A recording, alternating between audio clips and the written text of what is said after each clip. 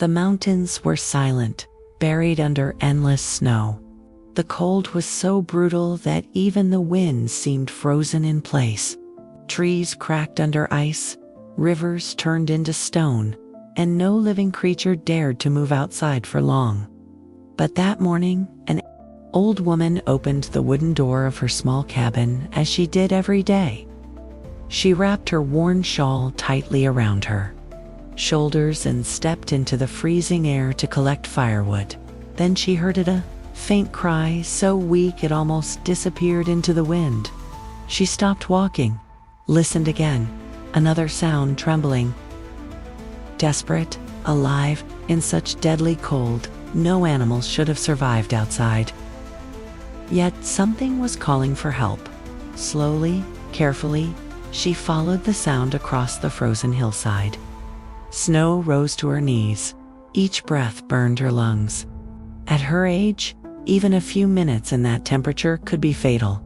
But the cries grew louder, pulling her forward. Near a frozen stream, she saw movement beneath a sheet of ice. At first, she thought it was her imagination. Then she noticed small paws pressing weakly against the frozen surface. A snow leopard cub was trapped beneath the ice, its tiny body half submerged in frozen water. One leg was stuck, sealed by layers of ice that had formed overnight. Frost covered its fur. Its movements were slowing. The cub was moments away from freezing to death. The old woman dropped too, her knees without hesitation. Her bare hands touched the ice. The cold stabbed like knives, but she began breaking it using a small axe she carried for woodcutting. The ice was thick and stubborn.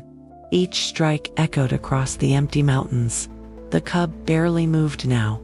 She spoke softly to it, her voice trembling, but gentle, as if comforting a child. The animal's eyes opened slightly, holding on to the last thread of life. After several exhausting minutes, cracks spread across the frozen surface. Water rushed out as the ice finally broke. She carefully pulled the cub free, wrapping it immediately inside her wool shawl and holding it close to her chest to share her body heat. The cub did not resist. It was too weak even to fear her. Fighting against the brutal wind, she walked back toward her cabin, shielding the small animal from the cold with her own body.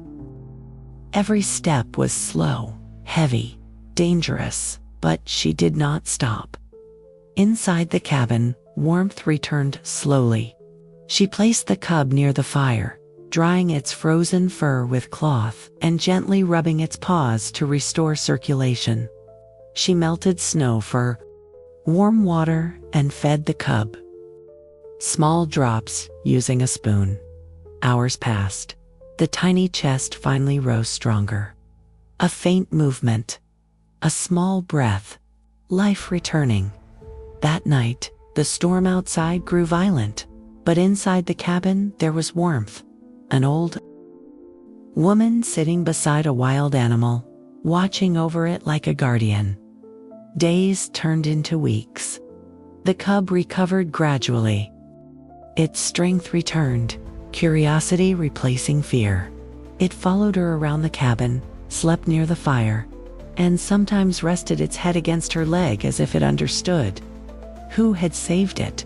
She never tried to tame it. She only cared for it until it could survive again. One morning, when the sky finally cleared and the mountains glowed under soft sunlight, the cub stood at the open door. Strong now, healthy, wild again. It looked back at her for a long moment. Neither moved. Then the snow leopard stepped into the wilderness, disappearing into the white mountains where it belonged. The old woman watched until the last paw print vanished. Beneath fresh snow, she closed the door gently and returned to her quiet life, asking nothing in return. Far away, the mountains remained harsh and unforgiving. Temperatures would fall again. Storms would return. But somewhere in those frozen peaks, a snow leopard lived because compassion proved stronger then. Sometimes, the greatest acts of heroism are not loud or famous. Sometimes, they are simply an elderly woman choosing kindness when the world itself feels frozen.